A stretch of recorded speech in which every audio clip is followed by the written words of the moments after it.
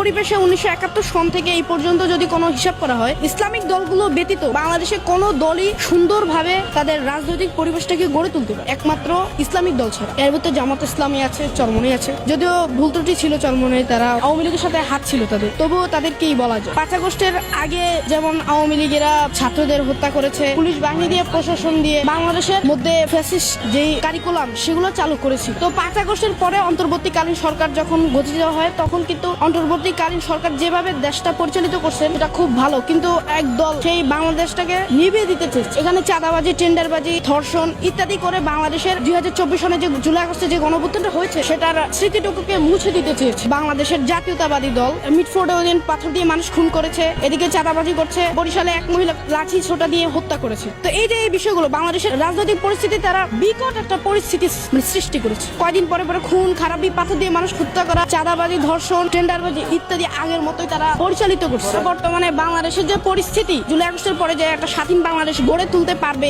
অন্তর্বর্তীকালীন সরকার, সেটাকে তারা মুছে দিতে চাচ্ছে। আমি এদিক থেকে বলবো যে বাংলাদেশ স্বাধীন হওয়ার পরেও বাংলাদেশ অনেকবার স্বাধীন হয়েছে। বাংলাদেশের মূল স্বাধীনতা ছিল 1971 পরে। 1971 সাল এই পর্যন্ত কোনো ন্যায় বিচার প্রতিষ্ঠা হয়। বাংলাদেশের বিচার বিভাগে রাজনৈতিক দলগুলোর সমস্যা এবং বাংলাদেশেরও মানুষের অনেক দোষ, এবং কি যারা দেশের জন্য দায়িত্ব নিয়েছে তারা খারাপভাবে দেশটাকে পরিচালিত করছে। বিএনপিকে দেখা গেছে, আওয়ামী লীগকে দেখছি, জাতীয় পার্টিকে দেখছি, শুধু জামায়াতকে দেখিনি। বাংলাদেশে 5 আগস্টের পরবর্তী এই সময় পর্যন্ত বাংলাদেশের মধ্যে বাংলাদেশ জামায়াত ইসলামী একটা কর্মকাণ্ড খারাপ নেই।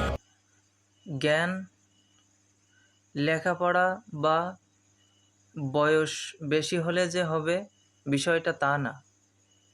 জ্ঞান আল্লাহ তাআলার পক্ষ থেকে আসে, যা এই ছোট্ট ছেলেটার মধ্যে বিরাজমান।